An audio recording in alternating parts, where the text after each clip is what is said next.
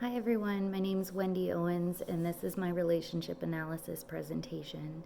It's about my stepdaughter and I and how we built up our communication together over the years. The three theories I'm going to touch on is social penetration theory, relational framing theory, and narrative theory.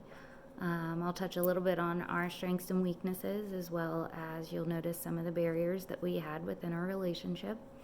I grew to know my daughter through social penetration theory. As time went on, she got a little older. There was more of the relational framing that I started noticing. And now we're into the narrative theory a little bit more.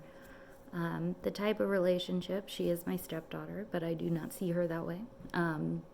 She's 17 years old. Her name's Serenity, and I met her when she was 5 years old. When I first met her, she was convinced that I was going to be the evil stepmother.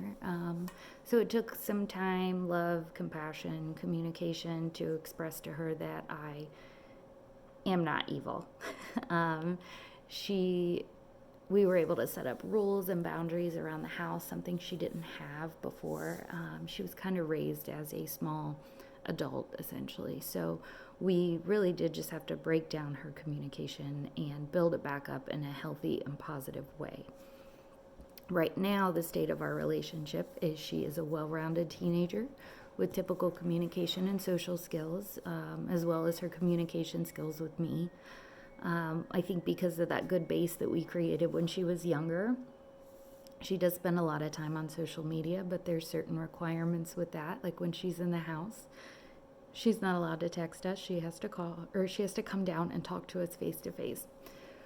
I believe we are closer than the average mother-teenage daughter relationship because we built it up so well.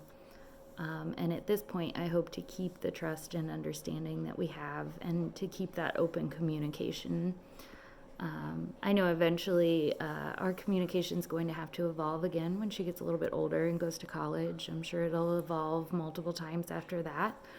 But I think as long as we keep the same depth and breadth of our conversations, then we should be good over the years.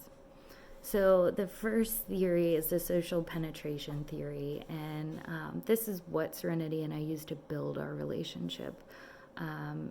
It's known as the onion model, which I like that metaphor because it's exactly what we went through.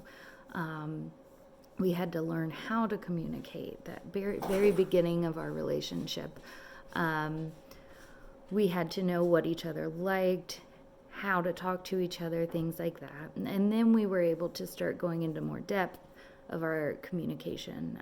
We built a trust and an understanding together, and eventually now we have open communication with each other.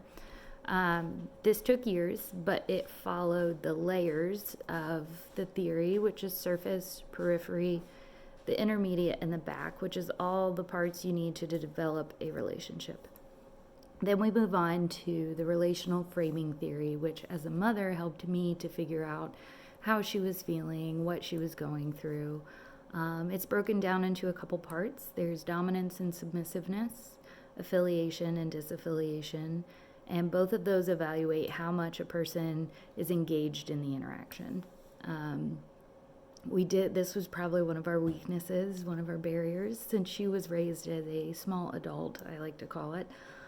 We struggle with the role of parent versus child and the dominance and submissiveness that goes along with that.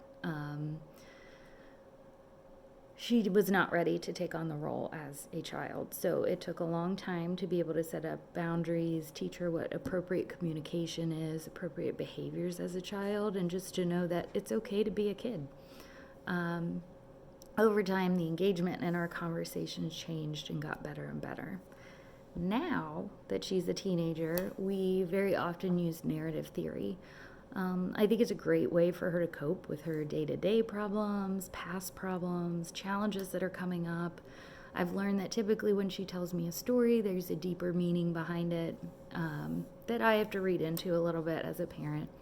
I use this method as a teaching mechanism for her. I can teach her life lessons by telling her stories about her grandparents, generational stories, and also stories about my past that will help her feel comfortable to open up to me about certain things, especially difficult topics when you're a teenager. And I think this is the best form of communication that we've had yet, and I think we're just going to keep building on narrative theory. I don't think you ever stop using narrative theory, especially as you get older. So overall, over the years, we've built up a relationship with a stronger communication. Each stage of her life is going to require a change slightly in the way that we communicate. I've learned